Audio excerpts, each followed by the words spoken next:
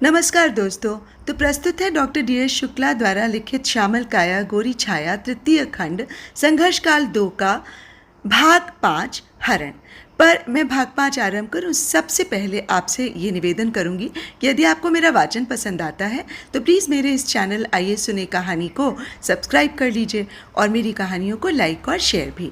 और हाँ, bell icon ज़रूर दबा दीजिएगा जिससे कि मेरी आगे आने वाली कहानियों की नोटिफिकेशंस आपको मिलती रहें। तो भाग 5 आरंभ करने के पहले भाग 4 में क्या हुआ था बहुत ही संक्षेप में आपको बता दूं।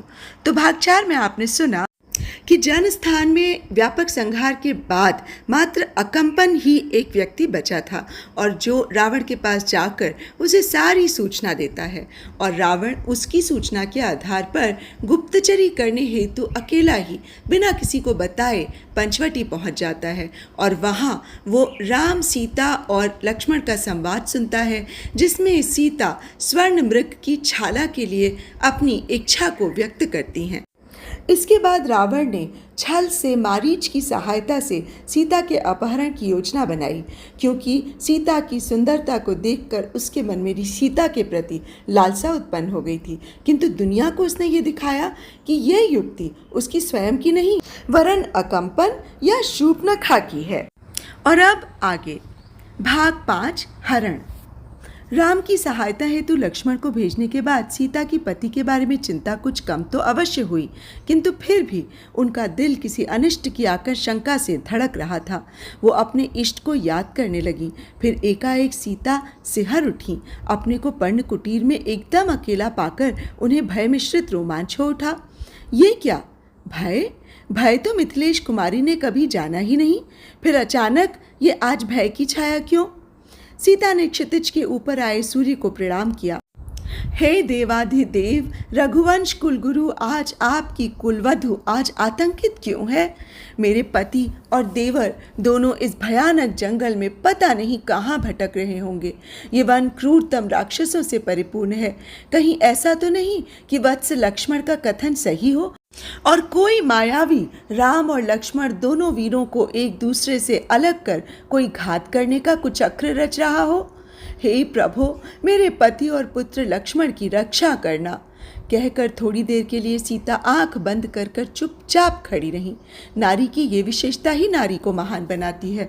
सीता की अतीन्द्रिय उन्हें आसन्न संकट से आगाह कर रही थी, परंतु वो केवल अपने पति और देवर की सुरक्षा के बारे में व्यग्र थी, जबकि वास्तविकता में वो स्वयं बहुत बड़े संकट में पड़ने वाली थी। साधु के छद्य वेश में खड़ा विश्व विजयी रावण सीता के अकेले होने की प्रतीक्षा में चोरों की भांति घने कुंज में घात लगाए खड़ा था। सीता को नितांत एकांत में देखकर वो बड़ी सावधानी से सीता की कुटिया की ओर बढ़ चला, ये जानते हुए भी कि संरक्षकों से विहीन सीता एकदम असहाय है। फिर भी वो बहुत सावधानी से पर्णकुटी के सम्मुख जा पहुंचा। सीता पर्णकुटी के द्वार की ओर पीठ किए खड़ी थी। लोलुप रावण साध्वी के कटि प्रदेश की सुंदरता पर ही मोहित हो गया। वो मन ही मन सोच रहा था कि नाक कान कटने के कष्ट और क्रोध के बावजूद शूर्पणखा ने सीता के सौंदर्य के बारे में सत्य ही कहा था। सीता की मोहनी यष्टि से मोहित रावण के हाथ से उसका दंड छूटकर जमीन पर गिर पड़ा। सीता ने पलटकर देखा। रावण सीता का चेहरा देखते ही अचानक स्तब्ध हो गया, किंतु इस बार वो उनकी सुंदरता से स्तब्ध नहीं हुआ था। उसकी आंखों के सामने मिथिला के धनुष यज्ञ का दृश्य घूम गया। अतीव सुंदरी सीता तब किशोरी थी। हाथ में जयमाल लिए किस प्रकार वो वेदी तक पहुंची थी। रावण से निगाह मिलते ही रावण को सीता की आंखों में जलती हुई ज्वाला के दर्शन हुए थे। तत्पश्चात उसे सीता का चलायमान दीप शिखा से धधकती हुई मशाल में परिवर्तित होने का दृश्य याद आ गया। उसकी आंखों में वो दृश्य घूम गया जिसमें अन्य पतिंगों के साथ वो स्वयं विशाल भ्रमर के रूप में उस ज्वाला में भस्म होता प्रतीत हुआ था। उसे याद आया कि कैसे उसने सीता के ललाट विधि द्वारा अंकित रेखाओं में अपनी स्वयं की मृत्यु लिखी देखी थी। रावण का विवेक उससे प्रश्न करने लगा कि हे रावण, तू आज स्वयं अपनी मृत्यु को लंका ले जाने को क्यों उद्यत हो रहा है? रावण के मन में चुपचाप वापस लौट जाने की तात्कालिक प्रतिक्रिया हुई। इस प्रकार की आत्मरक्षात्मक प्रतिक्रिया हर प्राणी में सदैव रहती है, किंतु वीर इस पलायनवादी प्रतिक्रिया को आत्मबल से शमित कर साहसिक पग उठाते हैं, उनका ये कर्म जनसाधारण के लिए कल्याणकारी होगा अथवा कष्टकारी, ये तथ्य कर्ता को नायक अथवा खलनायक के रूप में समाज में स्थापित करता है। रावण का सीता हरण का उद्यम निश्चित ही अपकर्म की श्रेणी में गिना जाएगा, पर अब रावण के लिए बहुत देर हो चुकी है। सीता हरण के बिना अब उसका खाली हाथ लौटना उसे लंका में और मारीच की आंखों में हास्य का पात्र बना देगा। तेजस्वी पुरुष के लिए मृत्यु का भय से अपयश का भय अधिक प्रबल होता है, अतः वो सीता हरण के लिए पुनः उद्यत हो गया। पर्णकुटी के सामने उसने गंभीर स्वर में अलख निरंजन का उद्घोष किया। सीता ने देखा कि द्वार पर एक साधु खड़ा होकर उसे आशीर्वाद दे रहा है। साधु का व्यक्तित्व बहुत ही प्रभावशाली था। लंबा तगड़ा शरीर, उसकी लंबाई श्री राम की ऊंचाई से संभवतः कुछ अधिक ही होगी। बलिष्ठ शरीर, तपे तांबे के समान तेजस्वी वर्ण, माथे पर बड़ा सा त्रिपुंड, कुल मिलाकर वो तपस्वी से अधिक एक योद्धा लग रहा था। अगस्त्य आश्रम से अगस्त्य मुनि के संदेश वाहक ऋषियों का आना जाना एक आम बात थी।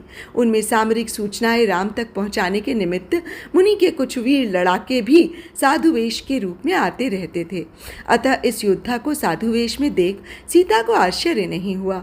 सीता को लगा कि आज गुरु अगस्त्य ने उन्हें अकेला देखकर उस साधु को सीता को आश्वस्त करने हेतु भेजा होगा, किंतु अगले क्षण उनके अंतर्मन ने सावधान किया कि आगंतुक आतताई भी हो सकता है।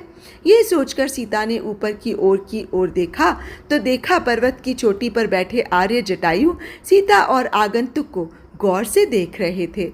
आर्य जटायु का संरक्षण पाकर सीता का सारा भय और दुश्चिंता समाप्त हो गई। सीता ने तेजस्वी साधु को हाथ जोड़कर प्रणाम किया। साधु ने दोनों हाथ उठाकर आशीष दिया और भिक्षा की याचना की। सीता ने साधु को आमंत्रित किया और प्रसाद ग्रहण करने का आग्रह किया।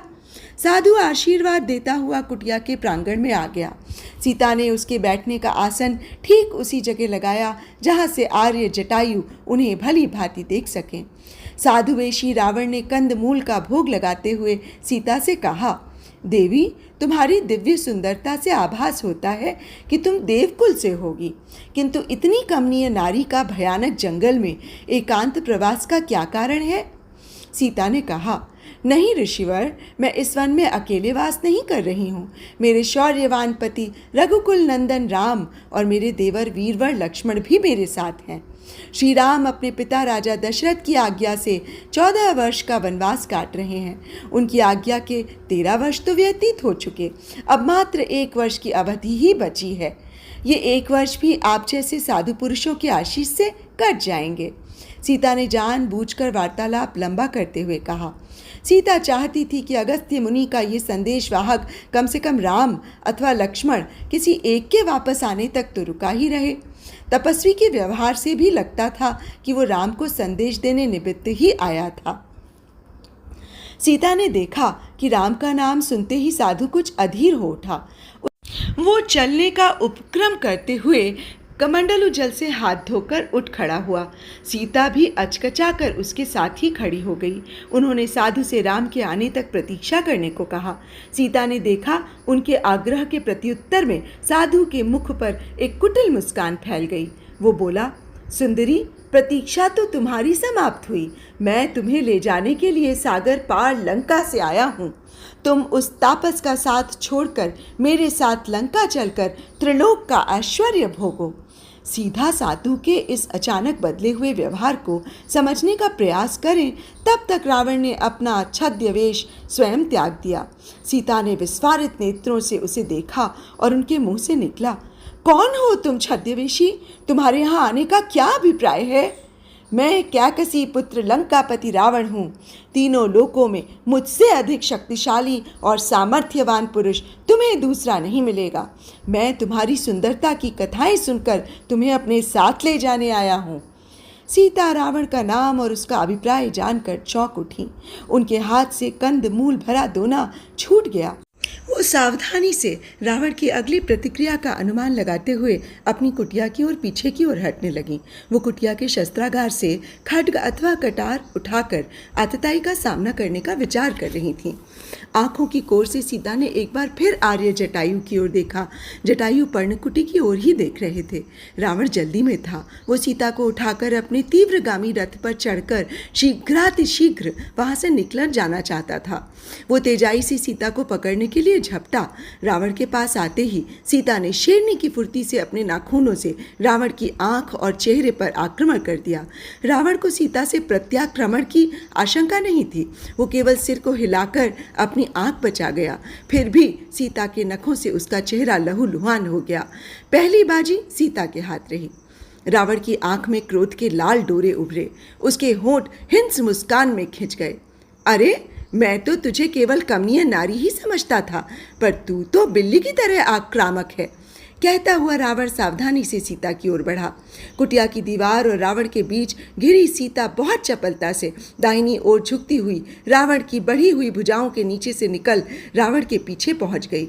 रावण पीछे मुड़े उसके पहले ही दौड़ते हुए सीता ने दोनों हाथों से रावण की पीठ पर कंधों के पास जोर का धक्का दिया। सीता के पूरे भार और गति के संवेग का बलिष्ठ रावण के शरीर पर इतना ही असर हुआ कि उसका सारा शरीर हिल गया। रावण दूसरी मार से खिसिया उठा। वो तेजाई से मुड़कर सीता की ओर बढ़ा। सीता ने बाएं पैर पर घूमते हुए अपने दाहिने पैर से रावण की दोनों जांघों के बीच प्रहार किया, किंतु रावण इस बार तैयार था। उसने सीता के उठते हुए दाहिने पैर को अपनी बाईं हथेली से झटक दिया। सीता का संतुलन बिगड़ गया। वो मुंह के बल गिर पड़ी। रावण ने सीता को उठने का समय ही नहीं दिया। नीचे झुकते हुए इसने सीता की गर्दन पर 2 उंगलियों से दबाव डाला।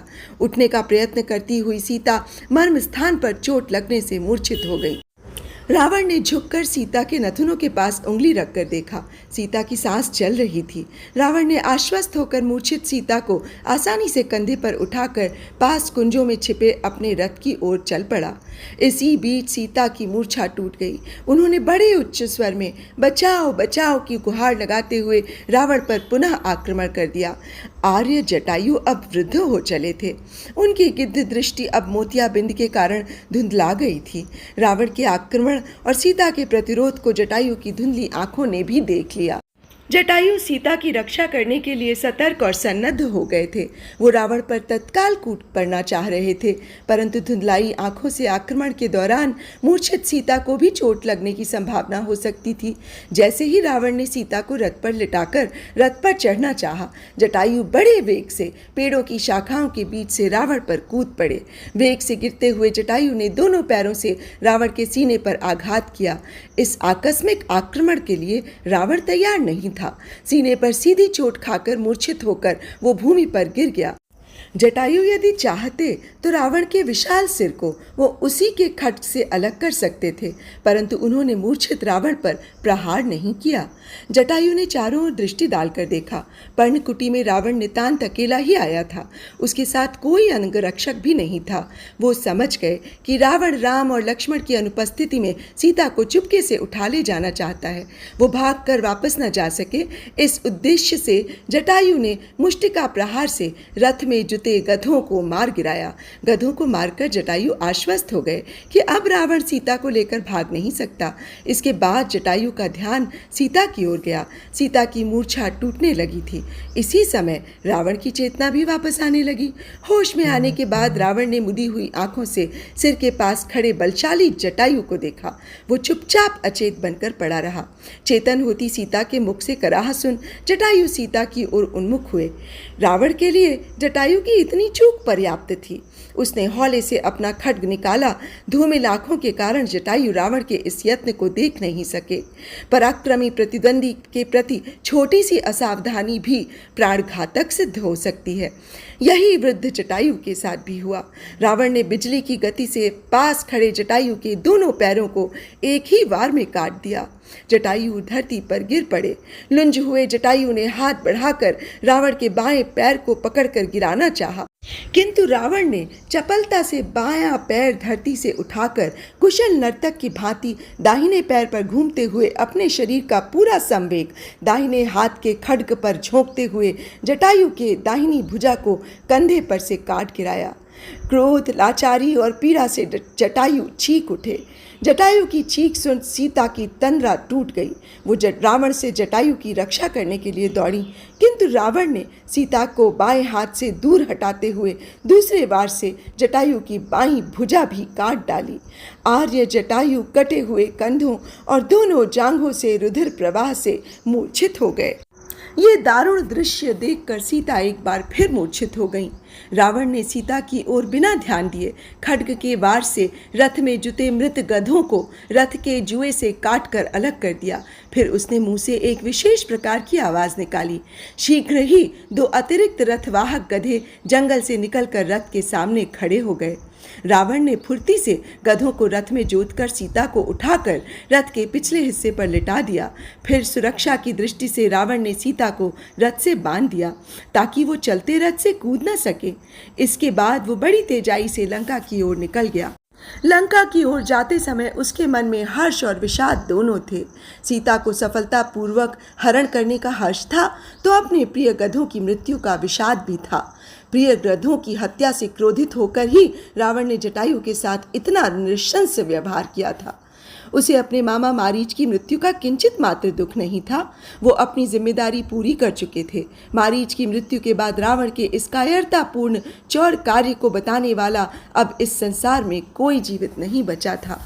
रावण जब भी सुदूर यात्राओं के लिए निकलता था तो अपने रथ के पीछे 2 सधे हुए रथवाहक गधों की एक अतिरिक्त जोड़ी अवश्य रखता था।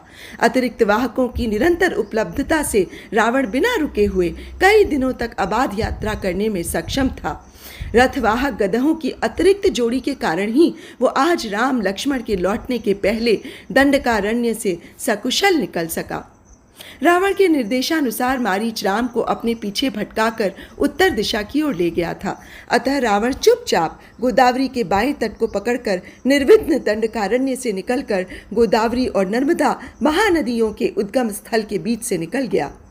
नर्मदा के नीचे महिष्मती की नगरी से निर्विघ्न निकलता हुआ दक्षिण पश्चिम की ओर चलता हुआ महान वानरों के प्रदेश पहुंच गया। इस बीच असहाय सीता की रक्षा की गुहार व्यर्थ ही रही। ऋष्यमुख पर्वत पर सीता ने अनेक बलशाली वानर वीरों को देखकर उनसे भी रक्षा की याचना की, परंतु द्रुतगामी रथ पर सवार विश्व विजयी रावण को पहचान सब वानर वीर असहाय मूक दर्शक ही बने रहे। जैसे तैसे सीता ने अपना उत्तरीय और कुछ आभूषण अपनी पहचान की निशानी के रूप में वानरों के लिए रथ से गिरा दिए। ऋष्यमुख पर्वत के बाद किष्किंधा में सभी बाली रावण की परस्पर मैत्री संधि से परिचित होने के कारण किसी ने भी रावण को रोकने का प्रयास नहीं किया। रावण निर्विघ्न जम्बू द्वीप के सागर तट पर लगे नावों के विशाल बेड़े से होता हुआ सकुशल अपनी राजधानी लंका पहुंच गया। सूनी पंचवटी। मारीच का वध करके राम कुछ दूर ही वापस लौटे होंगे कि उन्हें व्याकुल लक्ष्मण को अपनी ओर आते दिखा। लक्ष्मण को देखकर राम आसन्न संकट से जड़ हो गए। आतुरता से आगे बढ़कर उन्होंने लक्ष्मण से पूछा, क्या हुआ लक्ष्मण, तुम सीता को पर्णकुटी में अकेली कैसे छोड़ आए? लक्ष्मण ने दुखी होकर पूरा वृत्तांत बताया। राम समझ गए कि विधि ने उन्हें एक और दारुण दुख में डाल दिया। उन्होंने लक्ष्मण को आश्वस्त करते हुए कहा, कोई बात नहीं लक्ष्मण, मुझे सारे प्रकरण में षड्यंत्र की गंध आ रही है। राम को सकुशल देख रामानुज अब आश्वस्त हो चुके थे। परिस्थितियों की विवेचना करते हुए उन्होंने सोचा, पहले मारीच का माया मृग के रूप में आकर सीता को आकर्षित करना, राम को भटकाकर उत्तर दिशा में ले जाना और मरते समय लक्ष्मण को इस प्रकार पुकारना।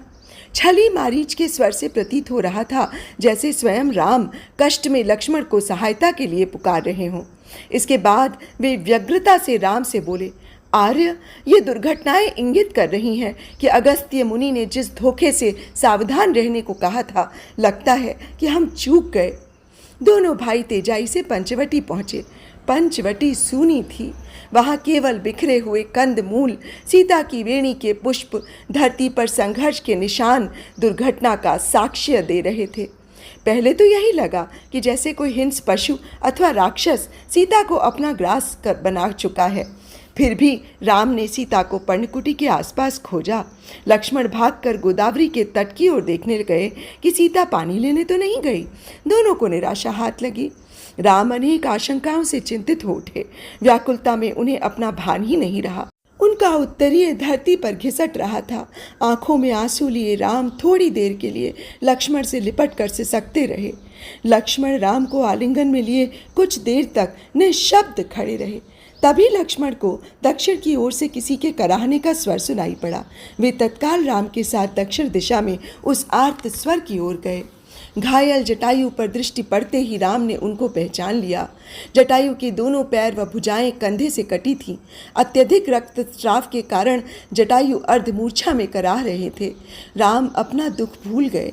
जल्दी से जटायु के पास पहुंचकर राम ने उनका सिर अपनी गोद में रखकर उन्हें तंद्रा से जगाने के लिए जोर से पुकारा। आर्य जटायु, आंखें खोलें। मैं दाशरथी राम प्रतिज्ञा करता हूँ कि जिस दुष्ट ने आपकी ये दशा की है उसे मैं जीवित नहीं छोड़ूंगा। अर्धमूर्छा में भी जटायु राम की महानता पर मुग्ध हो गए। कैसा अद्भुत है राम! अपनी पत्नी की चिंता छोड़ वो मुझ अर्धमृत वृद्ध के लिए व्याकुल हो उठा। लक्ष्मण ने एक दोने में जल लाकर जटायु के मुंह पर छींटे मारकर उनके मुंह में पानी डाला। जटायु कुछ सचेत हुए। प्रेम से दोनों भाइयों को आश्वस्त करते हुए जटायु ने कहा, मेरी चिंता छोड़ो दाशरथों, पहले मेरी बात सुनो।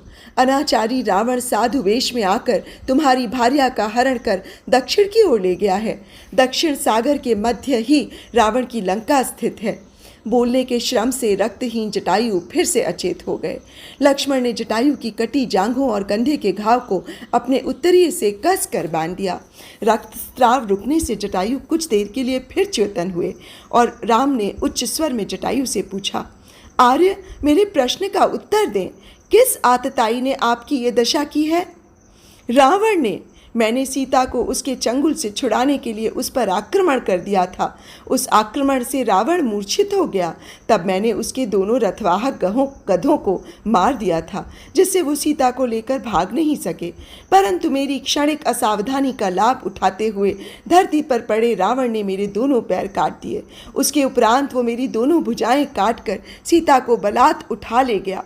मेरी आयु के कारण संभवतः मेरी प्रतिक्रिया गति कम हो गई है। मैं तुम्हारा अपराधी हूँ राम। लक्ष्मण सीता को मेरे संरक्षण में छोड़ गया था। मैं अपना दायित्व नहीं निभा सका। कहते हुए जटायु फिर बेहोश हो गए, किंतु शीघ्र ही होश में आते हुए उन्होंने कहा, राम, कुछ क्षण के लिए विषाद और रोष त्याग कर मेरी बात सुनो। तुम दोनों गोदावरी नर्मदा के बीच के क्षेत्र से होकर दक्षिण गोदावरी क्षेत्र में हम्पी नामक स्थान में पंपा सरोवर के पास मतंग मुनि के आश्रम जाओ। मतंग ऋषि अगस्त्य के सुहद है। वो अगस्त्य की भांति तुम्हारा मार्गदर्शन करेंगे। कहते हुए जटायु ने शरीर छोड़ दिया। राम अब भी उन्हें लिपटाए उनकी ओर एकटक देख रहे थे। लक्ष्मण ने झुककर जटायु की राम की ओर एकटक देखती पथराई आंखों को बंद कर दिया। उसके बाद स्वयं को संयत करने के लिए क्षण भर अपनी आंख बंद कर खड़े रहे। फिर धीरे से उन्होंने राम के कंधे का स्पर्श कर जटायु की स्थिति की ओर आकृष्ट किया। राम हौले से जटायु का शरीर धरती पर रखकर खड़े हो गए।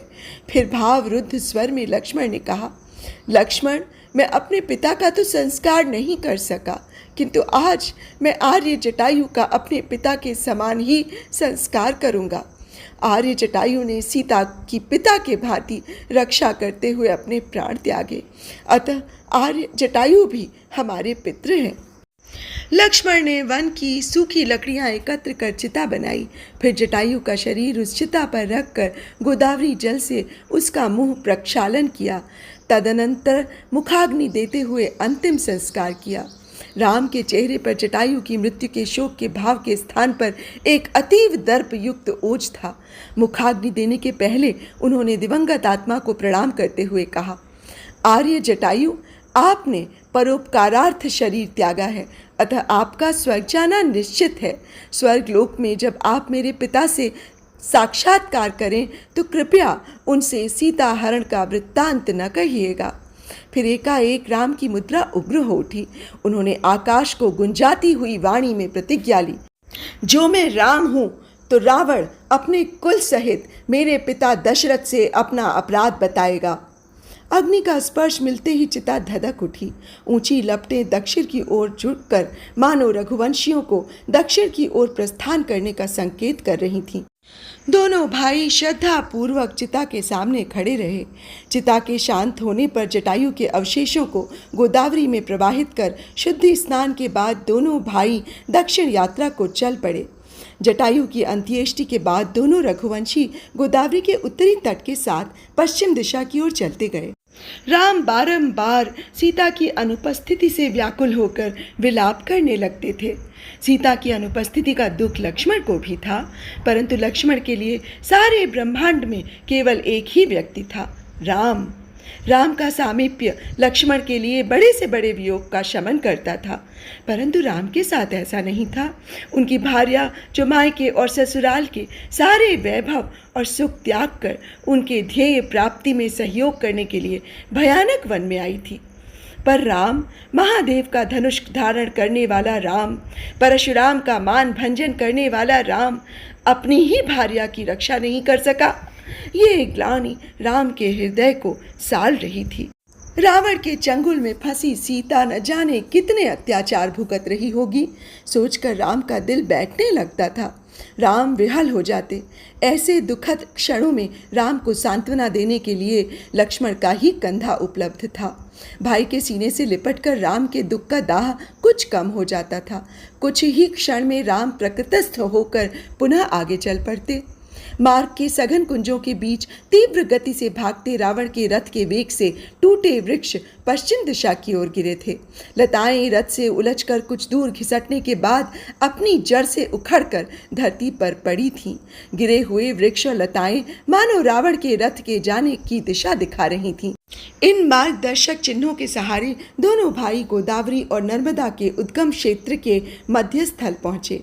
गोदावरी और नर्मदा के बीच का थल भाग दंडकारण्य को दक्षिणी गोदावरी प्रदेश से जोड़ता था। राम और लक्ष्मण ने इसी प्रांत से होकर दक्षिण की ओर मुड़कर किष्किंधा क्षेत्र में प्रवेश किया।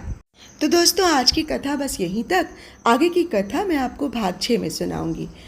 दोस्तों, यदि आप उचित समझें और यदि हो सके तो मेरा वाचन आपको कैसा लगता है वो मुझे कमेंट में अवश्य बताएं, और यदि कोई त्रुटि हो तो उसकी ओर भी इंगित करें। तो अब मुझे आज्ञा दीजिए। नमस्कार।